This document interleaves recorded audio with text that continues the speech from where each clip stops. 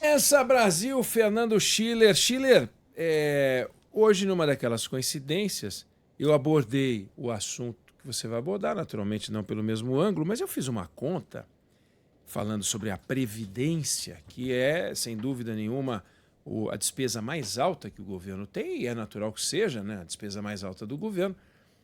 Mas o INSS beneficia 34 milhões de aposentados. Produz um desencaixe por beneficiário de R$ 8.700 por ano. Os servidores da União produzem um desencaixe de 55 bilhões de reais e cada servidor produz um estrago, um buraco de 75 mil reais por ano. E os militares, que são 313 mil inativos e pensionistas, produzem um desencaixe superior a 50 bi, o que dá 162 mil reais de custo por ano por beneficiário. Nós não estamos aqui dizendo que os servidores públicos ou que os militares ou que as pessoas devam ganhar nada de aposentadoria. Mas aqui tem um problema superior a 400 bilhões de reais que tem que ser enfrentado de alguma maneira. A reforma de 2019 caducou, né, Schiller? Olha, Eneg, tudo bem, Eneg, Débora, Sandro, olha, perfeito, é isso, né? Acho que o ministro Fernando Haddad, ele tocou num ponto importante. Se a equação política que ele está sugerindo, né, porque ele fez uma provocação política, ele disse, olha, se o PL e o PT concordarem, se o PL concordar com o PT e tal, nós aprovamos isso aí, aprovamos o limite dos super salários, né? E cá entre nós, não deveria ter super salários, porque a Constituição é clara, né? A Constituição é claríssima, tem um teto, que é o teto, que é o salário, que é o vencimento do ministro do Supremo Tribunal Federal, e ponto. Né? O Brasil foi criando a sua criatividade patrimonialista, né? Nós fomos criando penduricalhos, uma série de direitos, verbas indenizatórias que acabaram superando o teto muito. Né? E a reforma da Previdência dos militares, com a qual eu concordo com o que disseste, né? Quer dizer, cada militar custa para o orçamento da União, para o contribuinte brasileiro como um todo, porque o dinheiro não é do governo, o dinheiro é do contribuinte, do pagador de imposto, 18 vezes mais do que custa o segurado, o pensionista do regime geral da Previdência. Né? Então tem um déficit anual de 63 bi, né? Custo para o erário público, 63 bilhões. Né? Isso é, obviamente, um problema, porque os militares ficaram de fora, ou basicamente de fora da reforma de 2019, teve algum ajuste, mas muito pequeno, não é? Não tem idade mínima, o que é um problema, então na atual reforma está sendo proposta, se cria uma idade mínima de 55 anos, não é? Se acaba com uma série de outras pequenas questões, enfim, há digamos assim, melhoram as condições de gestão da Previdência dos militares. Tem um período de transição até 2032, só em 2032 entra a pleno, né, a regra de mínimo, etc. Esse efeito é a longo prazo, não resolve o problema de ajuste fiscal de curto prazo, mas é importante no sentido de moralizar, no sentido da igualdade, no sentido de você dar uma equalizada nesses sistemas, né? Obviamente, alguém pode dizer assim, pô, mas os militares não têm uma característica especial, não teriam que ter algum tipo de privilégio nesse sentido, é uma profissão teoricamente de risco, etc., dá muito desgaste pessoal. Todos esses são argumentos, muitos deles poderiam ser usados para outras profissões também, né? Mas são argumentos válidos. Por isso que está se propondo lá é um teto de 55 anos, não 65 anos. No regime geral é 65 anos. Né? Então, quer dizer, então vamos lá, tem que fazer essa reforma. Né? Como também tem que fazer a dos super salários. Os super salários. Só para dar um dado aqui para o nosso telespectador, um dado que parece interessante. Quer dizer, o salário hoje, que é o teto, que é 46 mil, equivale ao que ganha em média o 1% mais rico da população. 1% mais rico da população. Se você pegar os 5% mais ricos da população, Eneg, nós estamos falando que o teto é quase 3 vezes mais do que a média dos 5% mais ricos da população. Né? Por que o teto não avança no Congresso? Bom, tem um lobby muito forte, especialmente das carreiras judiciárias, etc., das altas carreiras do setor público, né?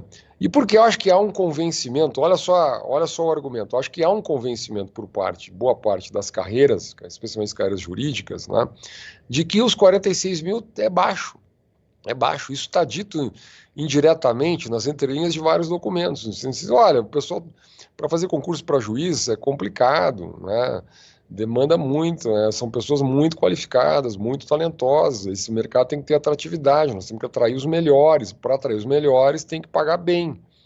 Né? E na cabeça, enfim, no conceito, enfim, que eu acho que paira sobre esse argumento, é a ideia de 46 mil não é pagar bem, não é suficiente para atrair as melhores cabeças, manter essas pessoas lá, porque vai faltar juiz, vai faltar promotores, vai faltar. Enfim, acho que então, no fundo, o que o Brasil precisa fazer é uma discussão meio psicanalítica aqui, assim, nesse sentido.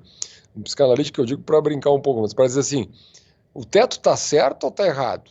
Num país como o Brasil, né, onde você tem 1% mais rico da população, que ganha 46 mil na média, 44, 45, 46 mil na média, tá bom assim ou tem que ser mais? Essa é a pergunta que tem que ser feita. E aí tem a pergunta política. Os deputados, seja de governo, seja de oposição, vão encarar o lobby, né?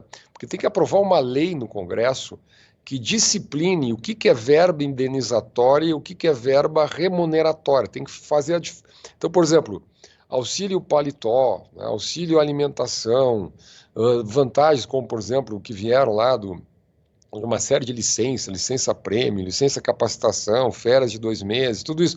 Isso entra com verba indenizatória ou entra como verba remuneratória. Né? E aí é uma disputa técnica que é feita no detalhe, etc.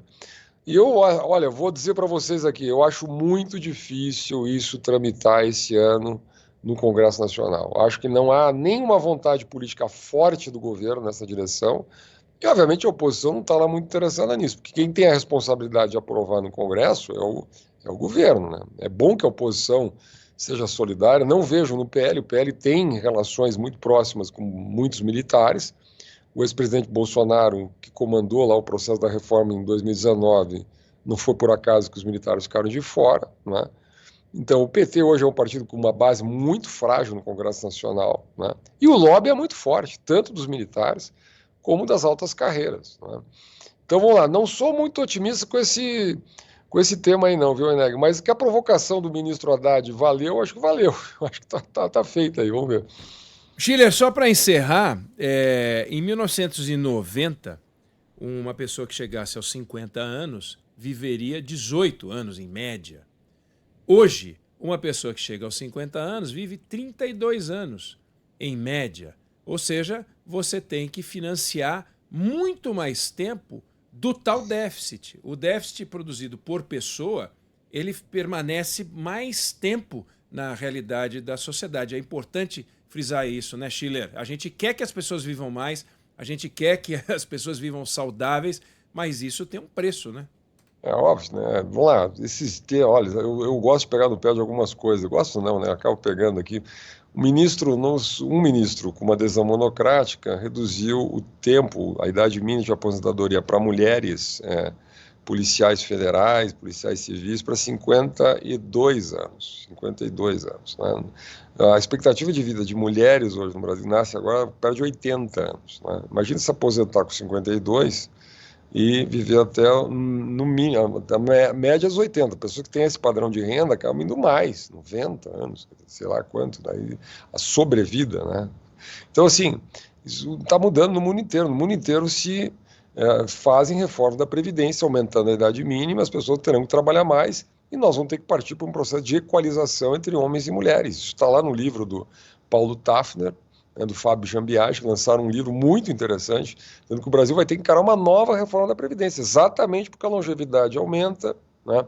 As mulheres hoje vivem 7 anos mais do que os homens, em média, no Brasil. Né? Então, tem fatores que precisam ser encarados com maturidade pela sociedade.